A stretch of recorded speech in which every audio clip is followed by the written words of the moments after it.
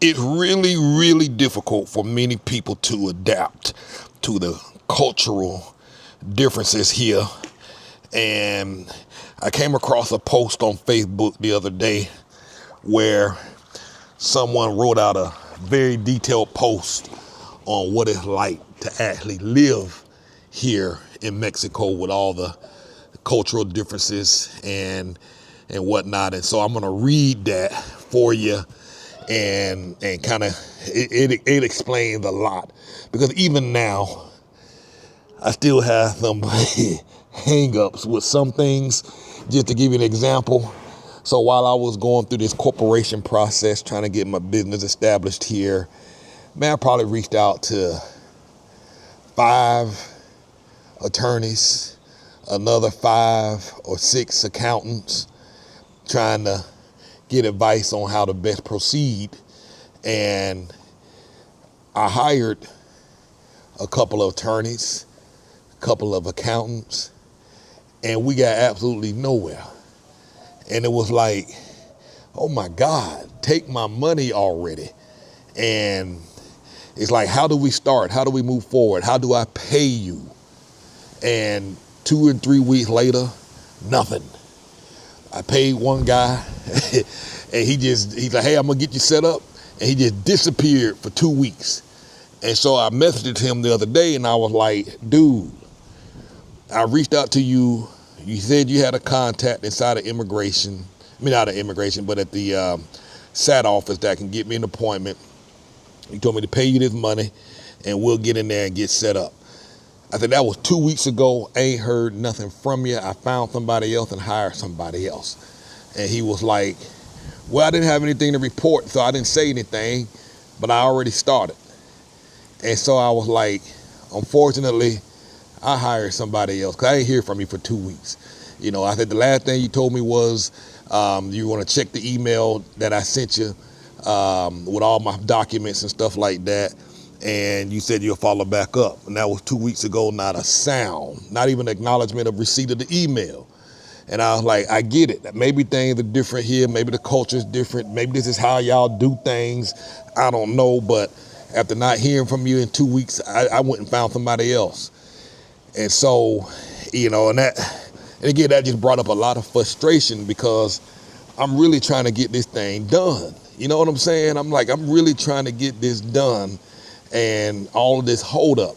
And so I was like, you know, you give me my money back because, you know, we had some promises and some agreements, and he's like, yeah, I'll give you your money back. You know, he said, I'm not a scam. And I don't think nowhere close to being a scam or anything like that. You know, he showed me proof that he started the process. And I asked him, you know, so he was like, hey, how about this? How about instead of me giving you your money back, how about I'll go ahead and do it for free? And then I'll just, you know, you can just stay my client for the accounting, the monthly accounting aspect of managing my business and stuff. And I was like, man, you ignored me for 2 weeks. You didn't communicate. If that's how you run things, I don't want to be bothered. You know what I'm saying? I mean, this is a sample of what I can expect. I have clients that need information right away. And if y'all just gonna ghost me for 2 weeks and talk about, you know, hey, this is just, you know, I didn't have anything to report. I'm like, I get that, but you as a business serving another business owner, and again, cultural differences, sometimes you got some of this stuff, you just gotta let it slide. But, you know, fortunately, there are businesses that practice things a little differently. And so I asked them straight up, I said, man, what if you gave me, you know, all this money? What if I charged you 20,000 pesos to do some work, and I told you that, hey, I'm gonna follow up with you tomorrow, and you gave me the 20,000 pesos, and you didn't hear nothing for 2 weeks? What would you do? And he was like, yeah, I mean, I was like, all you had to do was communicate. So what I'm gonna do, I'm gonna read this thing, and you know, when I read this, it calmed me down a little bit, but still, a lot of this stuff, man, these are some of the stuff that I'm talking about, and this is what you're gonna have to get used to when you move here. So let me read this to you. It says, I found this in the expats in Mexico Facebook group. Somebody wrote it. They said, I love this explanation of what it's like to live here in Mexico. And so it says Mexicans are very different from their northern neighbors. You will learn early on one big difference between Mexicans and their northern neighbors. In Canada and the United States, the term time is money is well understood and respected. In Mexico, there is simply no connection between time and money. It takes longer, much longer, to get things done in Mexico. A simple task can seem to take forever. There seems inherent inefficiencies built into everything. It is easy, especially when you first arrive, to look at these differences and label them as poor management, lack of business acumen, lack of caring, or whatever you want to call it. However, over time, you will realize they do manage to get things done, manage businesses, bring up their children. In fact, everything we do, they manage to do, too. Only without all the stress and pressure we are good at building into all our activities in the States. The big differences comes down to their value system. Mañana, which means like mañana typically means tomorrow in Spanish. Mañana doesn't necessarily mean tomorrow. It just means not today. Mexico might not be right for you. The fact that you have a confirmed appointment with a plumber for 10 a.m. takes second priority if the plumber's brother needs a ride to see his girlfriend. When you offer your maid or gardener extra hours or to work holidays or during fiestas, you're surprised that they don't accept. Why don't they want to earn more and have a better living? This is another important difference. In the United States and Canada, we live to work. Here in Mexico, Mexicans work to live. They don't consider working overtime to have a new car more important than spending weekends off with the family and taking the bus.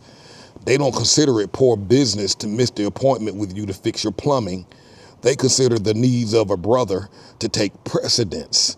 They simply value family and friends above things.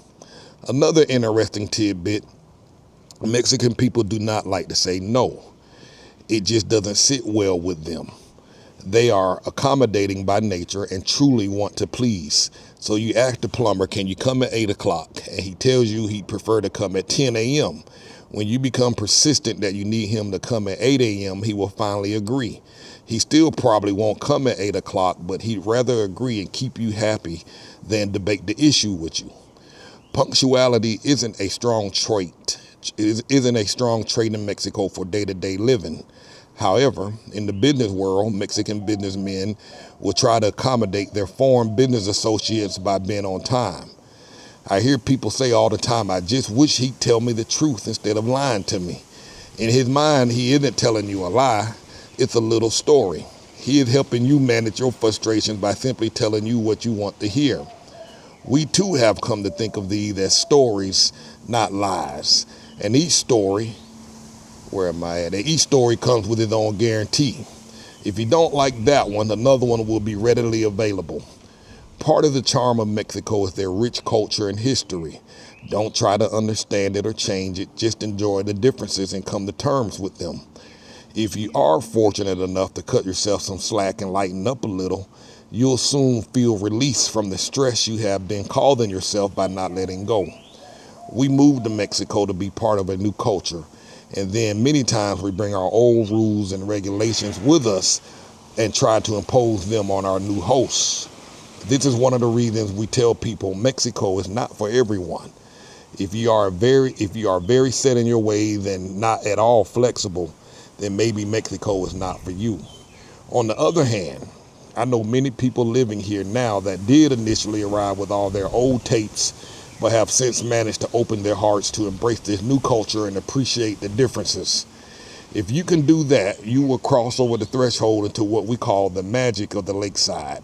And when that happens, you will really have a new lease on life. Living in Lake Chapala, one of the last best places on earth, simple words can never do justice to the beauty of this area, nor can they describe what it is truly like to live in our little pocket of paradise amongst the friendliest people in the world, our Mexican hosts. There is no way to paint the magical picture for you that we see every moment and no way to tell you how we feel about living in Lake Chapala.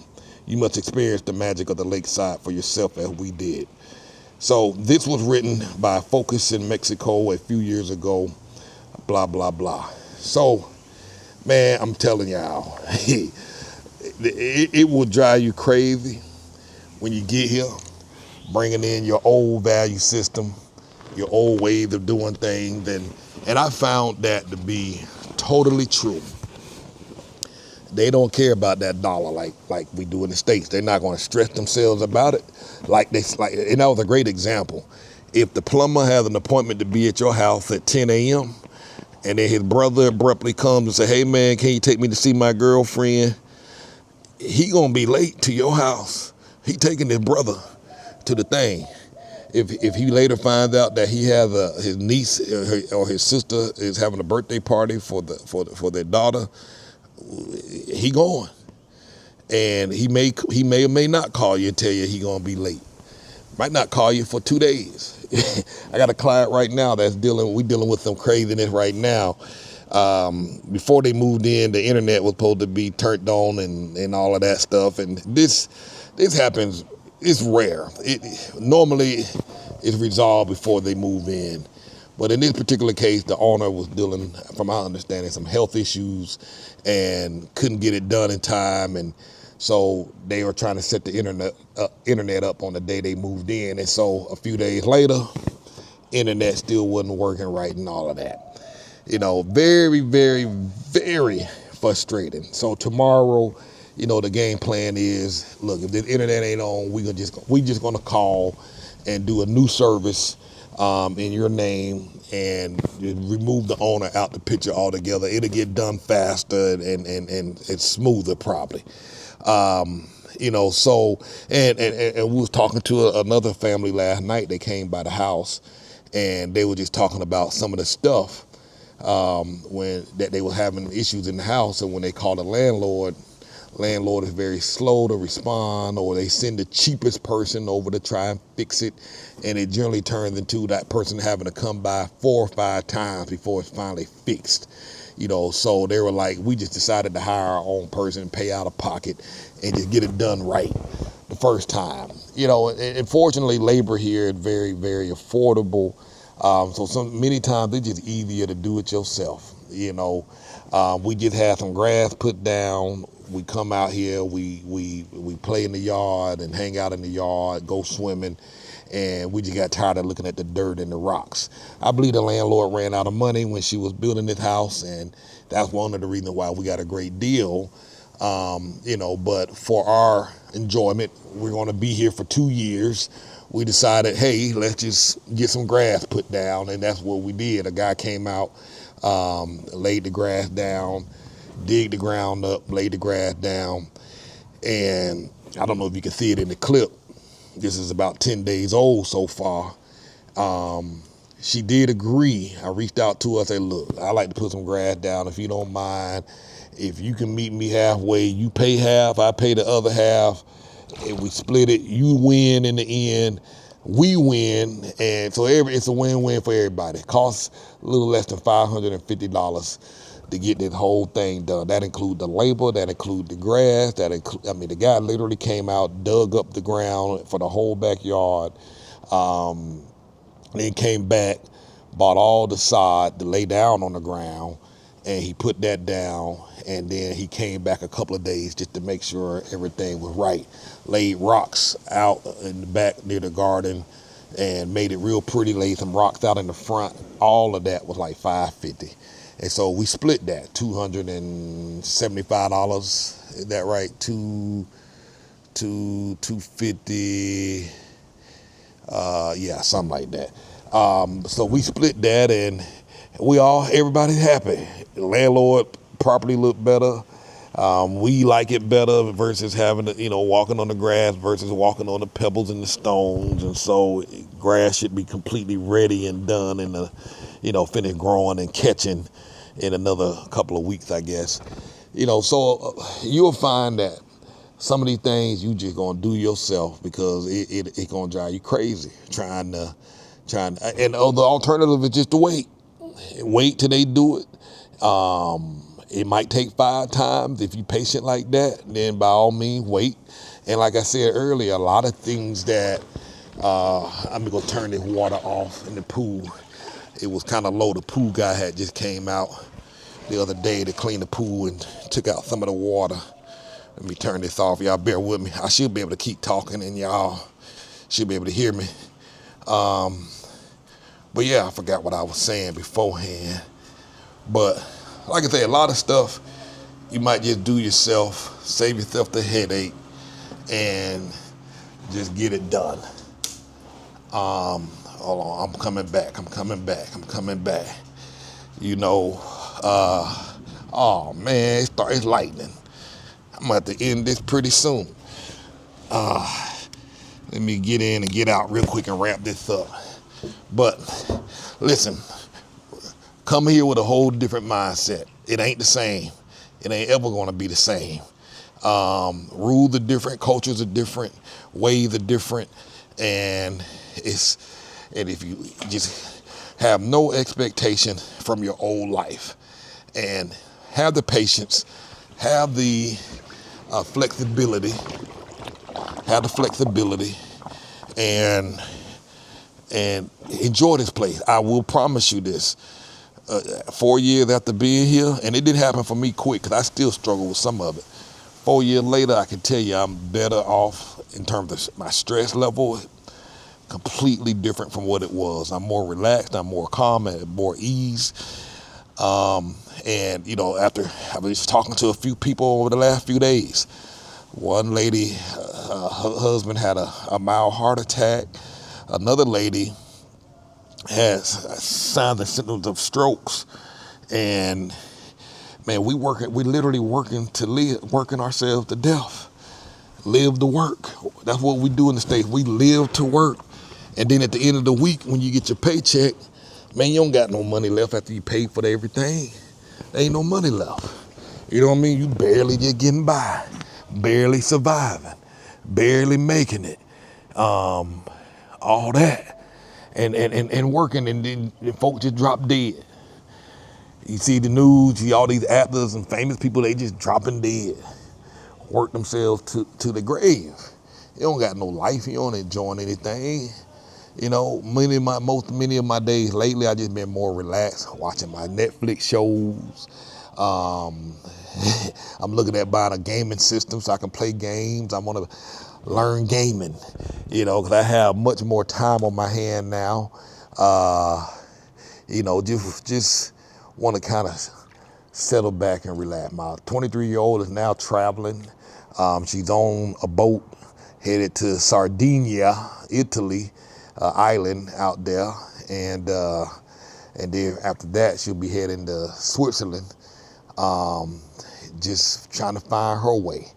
And we are at peace, we are at ease. Haley's out with a guy, one of our clients' son, hanging out down in Central. Charlie's out with a friend at the beach, and it's just me at home. You know what I'm saying? I'm just chilling. You know, so kids are older now, so I'm gonna have to start finding some new hobbies. They got, because of where we're at, they're able to, Uber is very affordable, so they're able to hop and go wherever they want. Very, very affordable and very safe. So I'm not worried when they're gone. Life is different, man. It's different. Like I continue to say, you don't have to make as much money as you do in the States. I mean, this big, beautiful house that we are in, I'm paying about $750 a month. You ain't gonna get this in the States. You know what I'm saying? $750 a month. I'm not in a provider, so there's no HOA fees or anything like that. Just $750 a month. Very affordable. This is a big giant house, almost about 3,000 square feet. Three bedrooms, and we have 2 separate studios in the house, one of which y'all seen my studio, Little Move Abroad and Thrive studio, and there's another studio upstairs, massive space in this house, and $750 a month. Where else can you come and just lay grass down for $550? That includes all the grass and the labor. and the gardener trimming up the flowers and whatnot. The son got to these. The landlord is about to put some new sprinklers down to try and get this situated, but you can actually afford to have a life. And one of the things I generally suggest to people not to make the same mistake that we made, because when we first got here, we were looking at different neighborhoods. Some neighborhoods were more costly than others. We were spending more money. I would say, man, if you can afford, if you can stomach to say, look, I'm not going to live in no big fancy place. I'm going to get a spot for about $500 a month, live where everybody else lives, the locals live. It may look different, but it's not unsafe.